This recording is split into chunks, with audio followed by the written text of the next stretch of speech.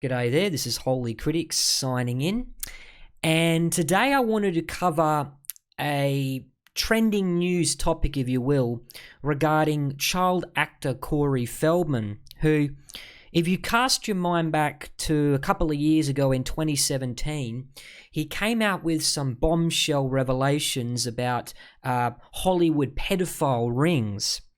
And the story kind of came and went, and he mentioned a couple of guys in the story he did with Dr. Oz, a couple of talent agents named John Grisham and Marty Weiss, who were kind of just sort of side characters. And the story, it was harrowing and all, but it didn't really get to the core of the problem in Hollywood, which is the higher up, studio executives that he claimed he was too afraid to name and shame. But just recently, Corey has announced a new documentary. I don't know what the name of it is. It's called My Truth, The Rape of Two Coreys. And in that documentary, which he certainly did a lot of crowdfunding for, he is finally going to reveal not only the people who abused him, in addition to the ones he's already mentioned, but also the ones that abused Corey Haim, who, if you didn't already know, tragically died about a decade ago from alcohol and drug abuse, which were linked to the sexual abuse he received as a young boy. And I thought I would jump the headlines here, because tomorrow he's going to be doing a expose with Dr. Oz again, a follow-up to his original one. And he's done a couple of interviews that I think are quite interesting, and I'll just show you and I'll comment as we go. You said that pedophilia, as you just mentioned, has been a huge problem in Hollywood and in all facets of life for a long time. And while the Me Too victims are really getting a lot of space to tell the story, you seem to have been silenced. But are you going to name names in this new documentary? Well, I suppose you're going to have to watch it to find out now, aren't you? But I assure you that I won't let my fans down, and I won't let down my best friend. I promised my best friend 10 years ago, on the day of this anniversary, will be the 10-year anniversary of his death, unfortunately. And I promised him 1 year before that, 1 year before his death, that I would tell his story if, for any reason, he were to die before I was. And I made that promise, and I've kept that promise, and that promise is going to come in the form of a world. You have to wonder, though, why it's taken him this long, and he's gone through all these sort of like fake outs and sort of dead end claims that haven't really exposed the deeper networks that are going on. You have to wonder why is he holding this information back? And some people have accused Corey of trying to make financial gains out of these things he's coming out with. Certainly the crowdfunding of this documentary, but it's going to come down to make or break. If this documentary fails to really get to the core of the issue, he's going to kind of discredit these allegations he's made, and it won't look very well on his reputation if he continues to drip feed us this information. Wide live global pay-per-view event where for the first time people can watch the premiere of a film which will only show this one time. As of now, we have no other future plans to show it. It's a one-time event so that... Yeah, see, why would he have a one-time event? Shouldn't this be seen more widely? And why would he have it pay-per-view? It puts these big question marks in my mind as to why he's hyping this up, and why isn't he getting this information out as quickly and as widely as possible to expose this so, more children don't get harmed by these predators. It's I am beginning to question a lot of this. Everybody in Australia, everybody in America, everybody in Europe, everybody in Asia, people literally all over the globe for the first time can learn the truth, can learn the details, and can understand that this problem is a reality and needs to be fixed big time. We need to protect our children. Well, speaking of your best friend, yourself and Corey Haim were such superstars in the 80s. And it's obviously very shocking to know that you were both suffering from abuse during that time. But how soon into your career did the abuse begin? Well, I suffered from many different forms of abuse. I was abused as a child because I was grown in a abusive household. Everybody was abused. It was an abusive lineage. There was a lot of abuse that went on in my family. But that said, that abuse was physical and mental. And then as I got outside of the home, that's where the sexual abuse began. But I also got outside of the home a lot earlier than most.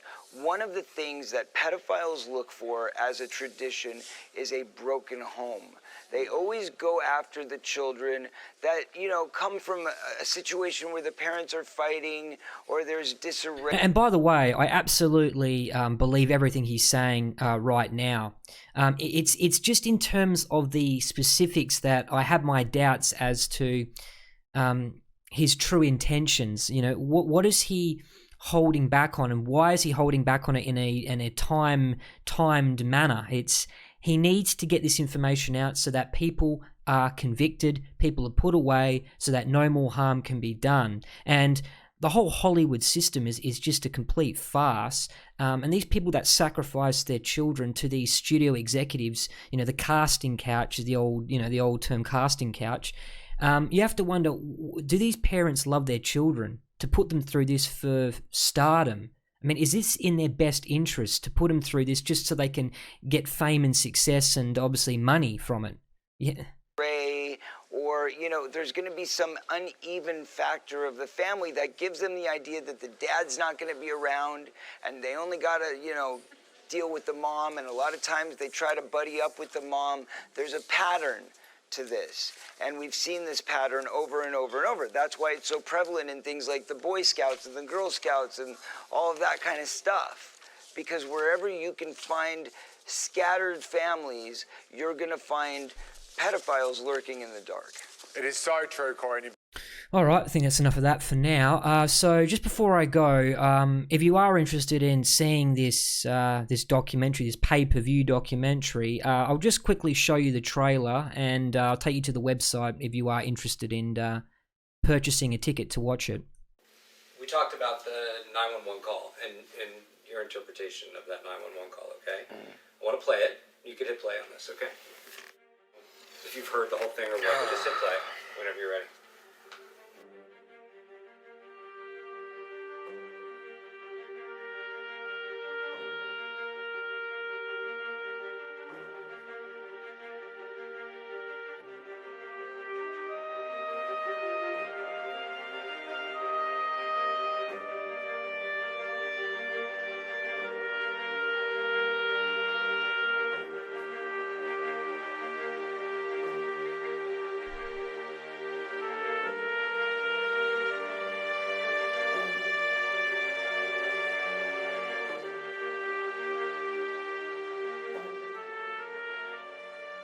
Tell me who raped Corey Haim.